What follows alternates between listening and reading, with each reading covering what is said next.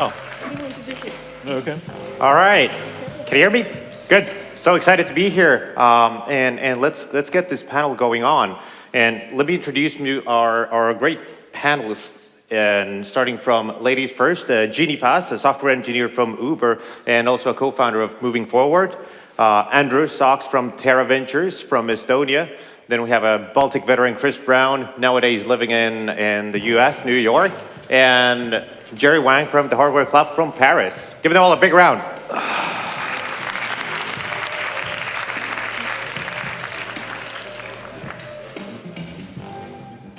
Great. So as Maria already touched upon the subject, we're going to talk about what is the funding landscape in 2019, especially focusing obviously on the Baltic region, so all the early stage entrepreneurs here can pick up on something and hopefully take something to home. But also, of course, now that we have international guests here, see how it is really looking out on the other side of the Atlantic, for example. And to start it off, let's get with a short introduction on how do we remember 2018? And if we, let's start with Ginny. And you being from San Francisco, how does it look like and compared to now that you're here in the Baltics? Yeah, absolutely. So from where I sit, there were a lot of social movements that actually kicked off in 2018 that were related to the VC world. So there was the Founders for Change movement, in which 4,000 founders declared that diversity and inclusion of investors was important to them in going to raise capital. There was AllRaise, which is a brand new nonprofit in the US committed to inclusion in investor groups. And then hashtag Moving Forward, which is the movement I started, which addresses harassment and discrimination in VC. So I think during 2017, a lot of stories came out about the industry that were different than what people expected. And then in 2018, there was a lot of action in response to that. Good. And Chris, if you want to continue. Oh, I was going to say that 2018 was the year that we all realized that Bitcoin was the dumbest thing in the universe. No, I think that, overall, I think that the broadening out, what I hope we're going to see is a greater broadening out beyond just the inclusivity piece, where we're starting to accept the idea that people can be investing on a global scale, and I think we're going to start seeing more and more funds, and we have started to see a few pop up that are willing to look out at the world at any stage, not just at later stages, and invest in people globally. And that's something that I hope we see continue in a really major way. Good. And Europe. So, and the Baltics view actually here, yes, this long-term investment boom actually is continuing here also. So both Estonia and Lithuania had the highest ever amount raised by local startups. Latvia actually had lesser. But the interesting bit also was that the deal count actually decreased in all the countries. So I mean, well, how do you reconcile that? What's happening, right? So part of the reason obviously is that the larger amount is raised in the later stages. But I guess the point also is that, well, this investment boom actually has happened over such a long period already that people are just tied up in mature companies or maturing companies. So the demand side is perhaps also not there anymore. I mean, you don't have so many startups actually that are fundable.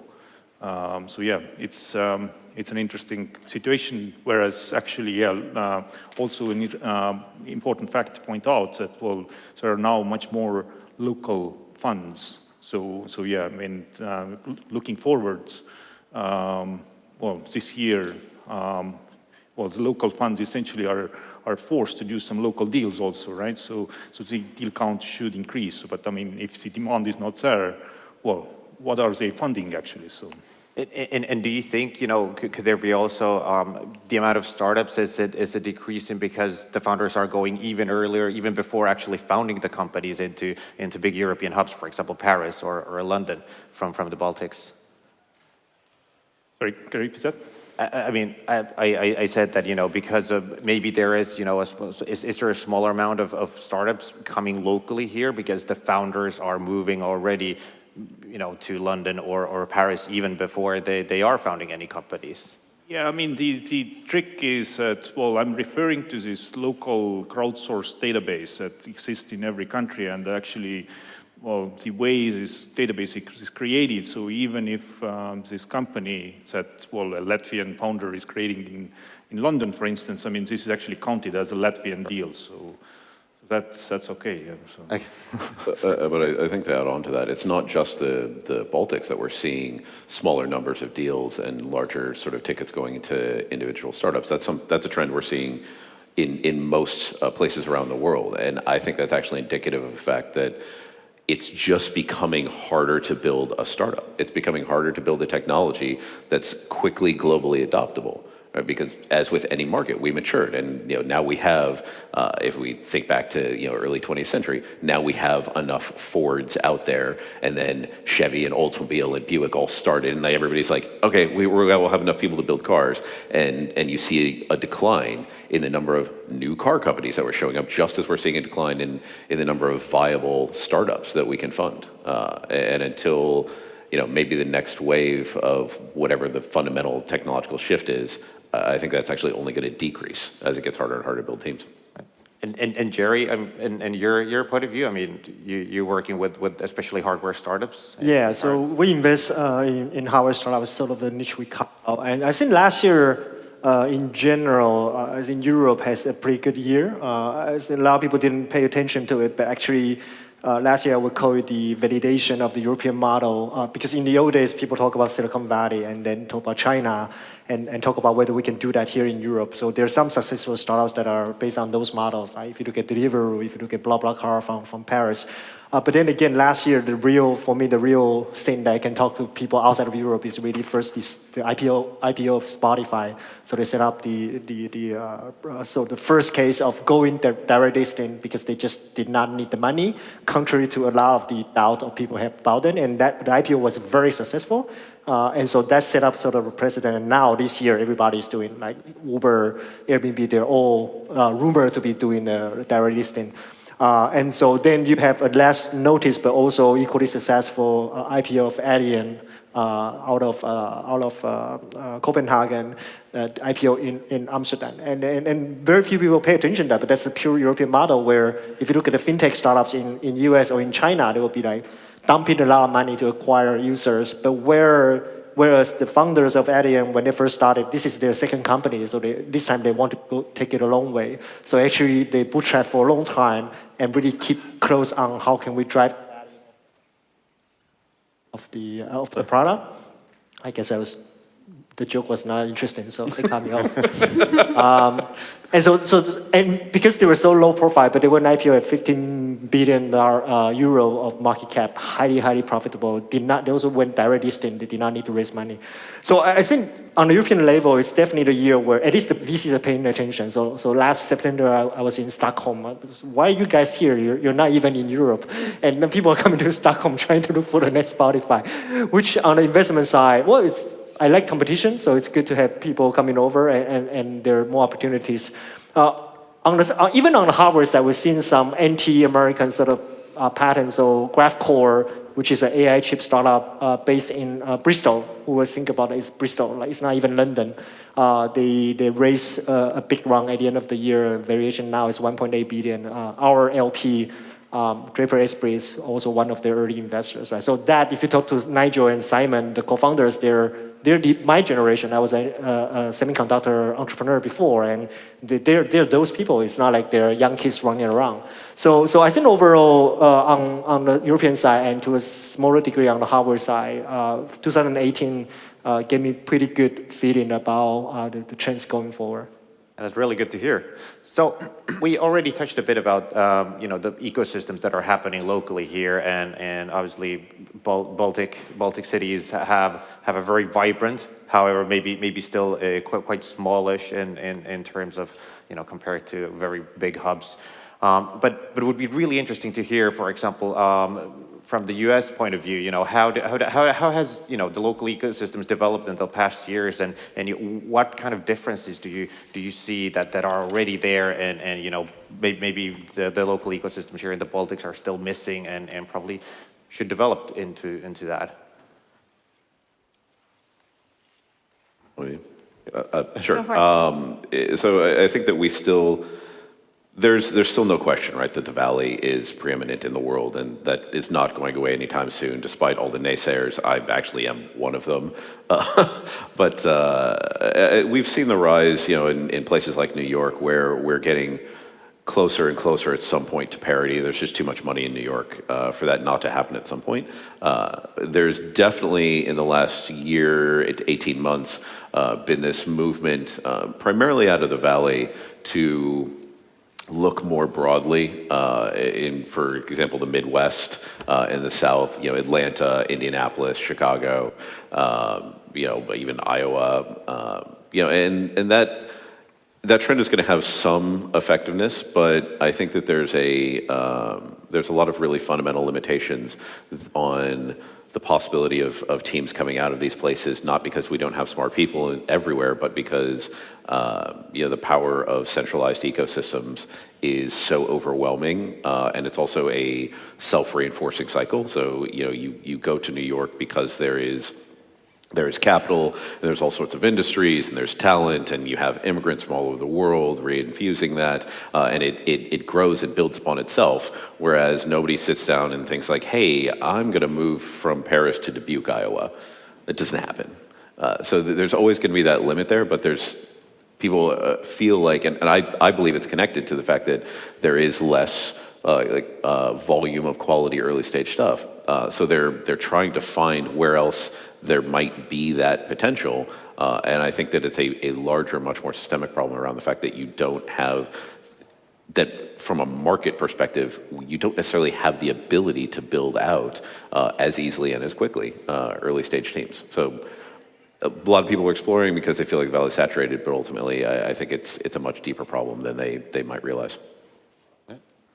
Well, if I can comment on that, so I have a different view about the term ecosystem. So people tend to think about ecosystem as like physical components, right? So incubators, accelerators, VC firms, tier 1, tier 2, whatever, big ones, small ones, A round, B round investors.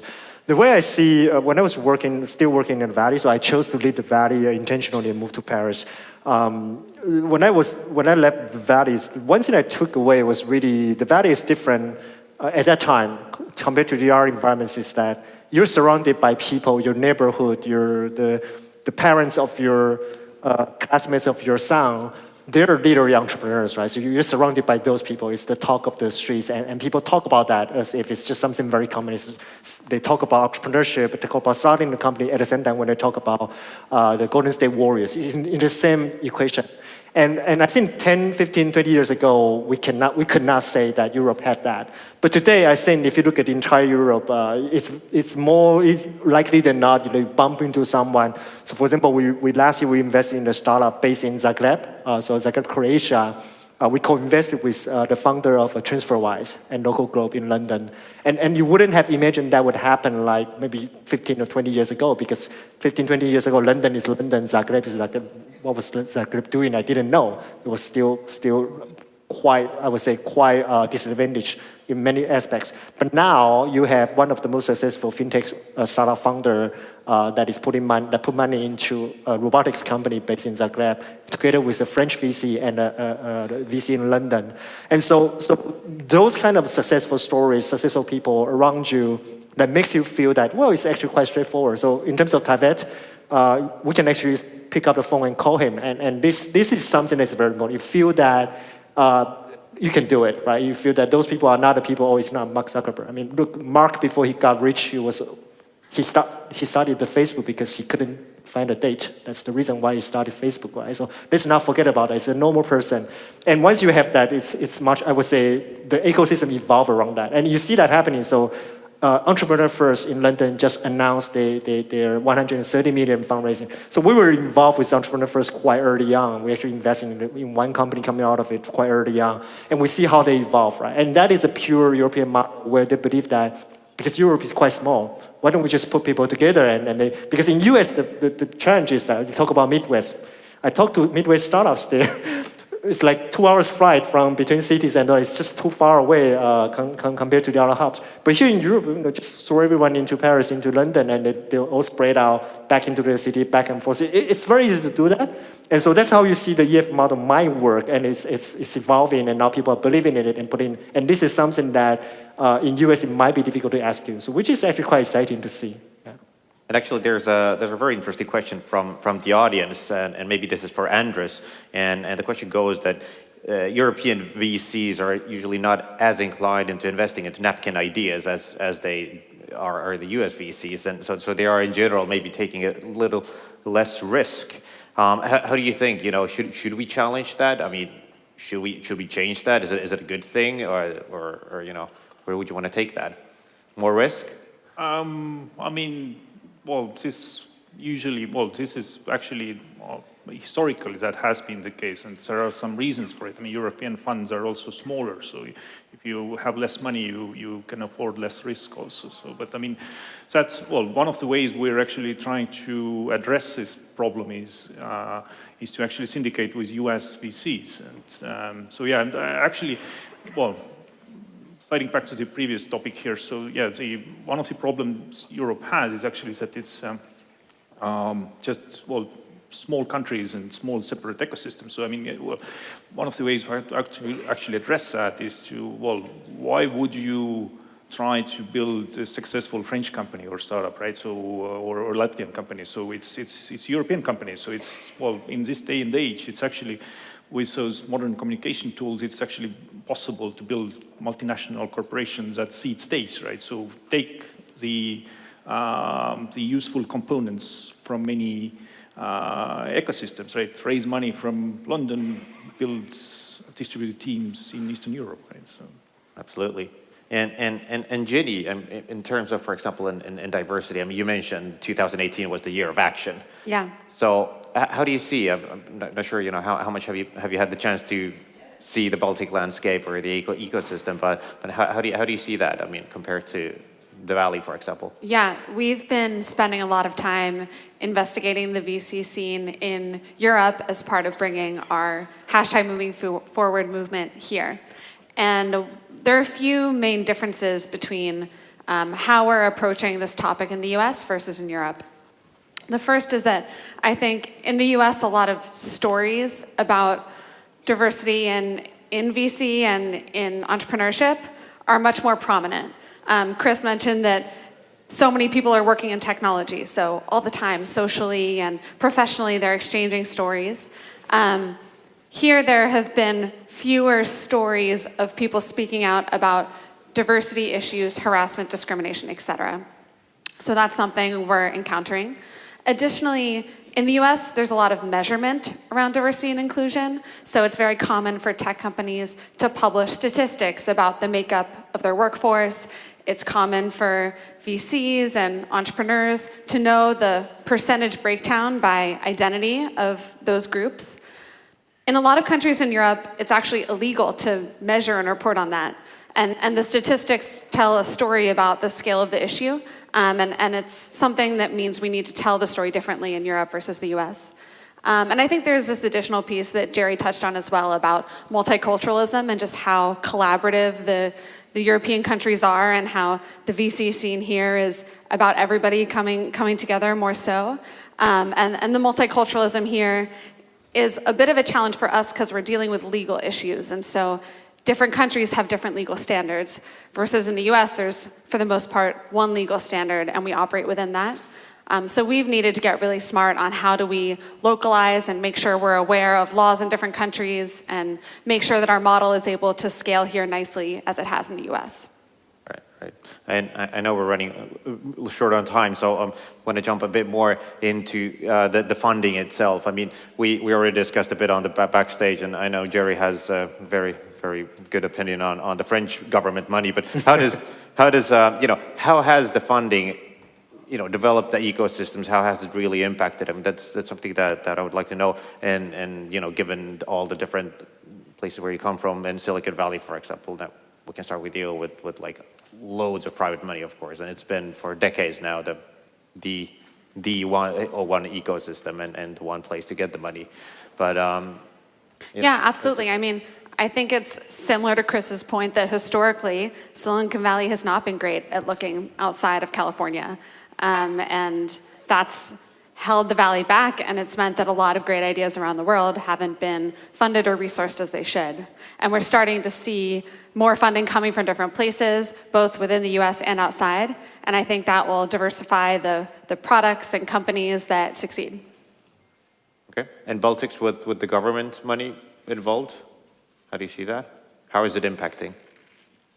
I mean, there are many facets of this story. So Estonia previously actually was quite hands-on on the government side, and well, this certainly produced some good results also, and now they pulled back. So, but government money is still funding funds.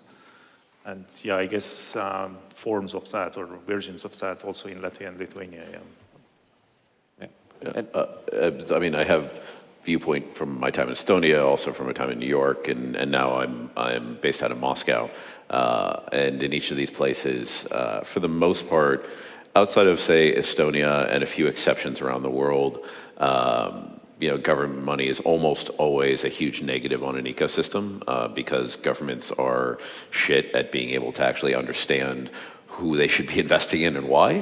They just simply do it because I usually like to say the governments look at startups and they just see magical pixies that take care of their unemployment problems and their tax base problems and their innovation problems, and like, it fixes everything. But the reality is they don't actually know who they're investing in, so what they do is they default to things that they're familiar with. And we were talking last night about the real problem with all of VC being familiarity and comfort. It's ironic that from the venture side, we always talk about like, yeah, we got to, startups need to be out of their comfort zone, need to be doing hard things. And then from the venture side, we're like, yeah, but I would prefer to just stay here in the Valley and not really do a whole lot of work looking anywhere else, or not really do a whole lot of work like thinking about technologies I don't understand.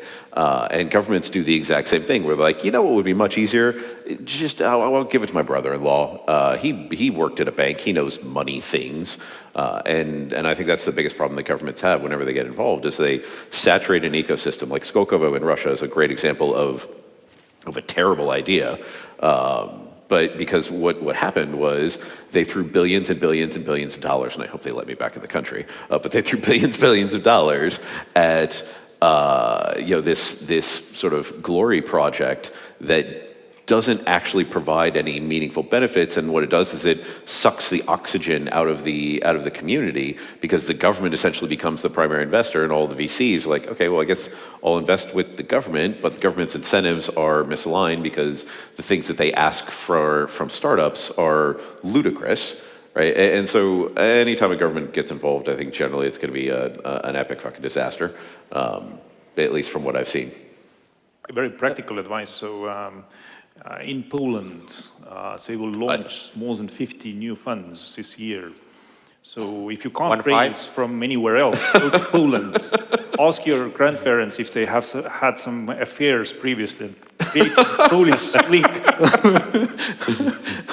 Yeah, there's a bunch of free Polish money that's going to be flowing in. So if anybody needs to raise, just head to Warsaw. Okay. So I mean, so in one hand, obviously government money might distort the competition, and maybe favor something that shouldn't be favored. There's an audience question also: can VC money be toxic to startups? And I think that's a whole another question. It could be another panel. Already starting from that, do the startups understand what it means to take VC money? You have to actually scale it to 100x and sell it and exit it and so on. But let's not go into that. Since we're running out of time, I want to end the panel discussion with the same notion as we started. So, however, briefly, what do you think we're going to remember 2019 for? I think in 2019 we're going to see a lot more emphasis around the world and focus around the world in making sure that people from many different kinds of backgrounds are able to pitch VCs and have access to capital. I think the deal count will increase actually. Also, well, the fundraise efforts for local startups is easier perhaps because you have many more local funds here. So, but yeah, I mean, think from the perspective where do you want to go actually. So which of the local investors will actually help you go where you eventually want to be. So. I'm somewhat optimistic that we're going to see a shift into areas of industry that previously have been way too hard. I think it's only going to be the starting point. But as I said, because everything everything is much more difficult, for traditional easy startups. I think we're going to see moves into ag tech. I think we're going to moves into construction. We're already seeing a lot of stuff shifting on the prop tech side of things, and I think we're going to see more and more of that as VCs look around and they're like, okay, I can't just find a photo sharing app anymore, which is why we're seeing the drop in deal volume. Now I'm going to have to start looking at heavy, harder technologies. Yes. One word. It's going to be great. Okay. And on that note, I would like to thank our panelists. Thank you very much for coming. It's been a super interesting discussions. And thank you for the audience, for the questions. And hope you have a good rest of the day for still a couple of very exciting finals coming up. Thanks. Thanks.